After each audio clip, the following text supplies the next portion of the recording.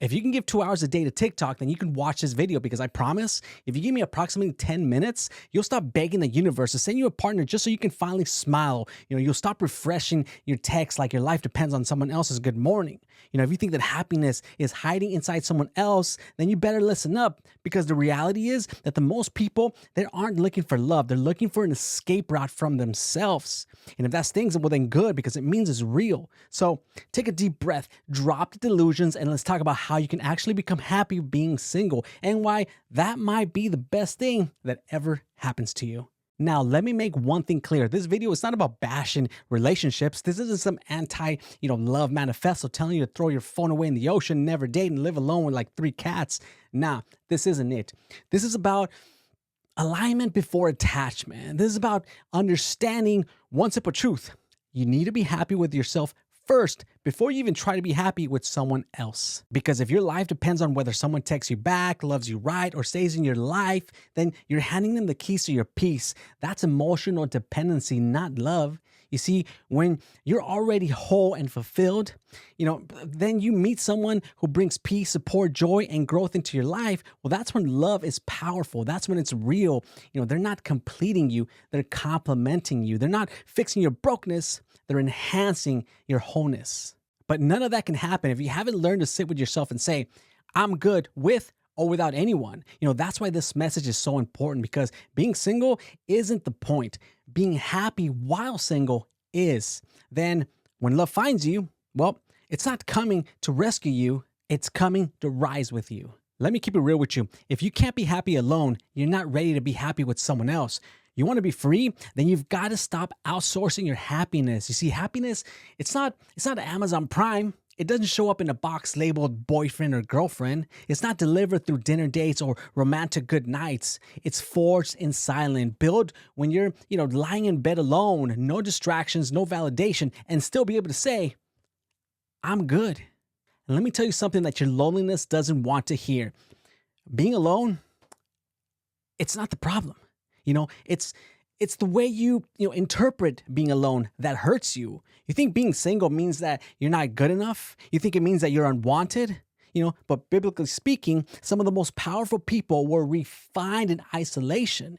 David was in the fields alone before he faced Goliath. Jesus went into the wilderness alone before his ministry ever even touched a soul. You see, isolation, it's not punishment, it's preparation. But, here you are, treating it like a prison sentence, when in reality, the loneliness you're running from is the very classroom where your strength is trying to graduate from.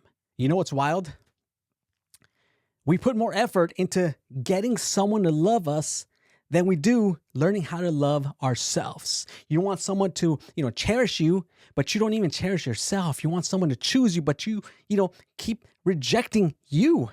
Every time you lower your standards, entertain nonsense, tolerate, half effort, you are voting against your own worth. And don't talk about, well, I know my worth, if your actions are still screaming, I'm scared to be alone.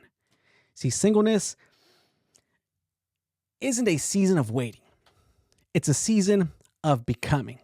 You see, singleness isn't a season of waiting. It's a season of becoming. You're not on pause. You're on purpose. This is your time to build, your time to heal, your time to finally look in the mirror and say, I'm not broken, I'm building, because the quality of your next relationship will be determined by the quality of your solitude. If you waste your single season complaining about being single, you attract someone who does the same. But if you use it to become powerful, peaceful, and purpose-driven, well, guess what? You attract someone who's done the same. You don't find love, you attract it by who you become. Being single, it doesn't mean that you're missing out. You know what you're actually missing out on when you rush into a relationship out of loneliness? You're missing out on your peace, on clarity, on undisturbed peace, on your money, not being spent on people who don't value your presence.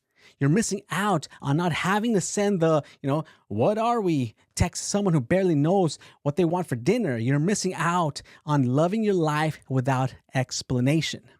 If your life is so empty that a relationship feels like your only shot at happiness, then you're not ready for one. This isn't just motivation, it's truth backed by scripture. Proverbs 4:23 says, above all else, guard your heart, for everything you do flows from it. You can't guard your heart if it's constantly handed over to people, just so you can feel whole. You can't protect your peace if you're using people as emotional security blankets. And, you can't love from a place, of wisdom if you're desperate for validation. God gave you a whole heart, not a half one looking for someone else to complete it. You're not a jigsaw puzzle. Stop waiting on someone else to bring, the missing piece. Be the whole damn picture. Now, at times, you might feel the pressure of family asking, why are you still single? Or about your friends always posting their highlight reel relationships on Instagram. Your doubts, they start creeping in late at night as you, start to think, well, maybe there's something wrong with you. But let me tell you, there is nothing wrong with you. There's something wrong with how this world measures value. We've been taught that being loved by someone else is such a high achievement, but never taught that being at peace with yourself is the ultimate freedom. You want to know what real power looks like? Well, real power is walking into a room full of couples and not flinching. Real power is deleting a number that you used to pray would call you back. Real power is loving your own company so much that you'd rather be single forever than settle for toxic love one more damn time. That kind of self-love is loud. It intimidates people who haven't met themselves yet. And when you operate from that place, you don't chase love. Love finds you. Just know that you are the vibe. Stop waiting for someone else to validate that. Start dating yourself. Take yourself out. Learn, your patterns. Heal your triggers. Laugh at your own jokes. Shit, I still do that all the time. Just ask Rosie. Now, I want you to humor me for a second.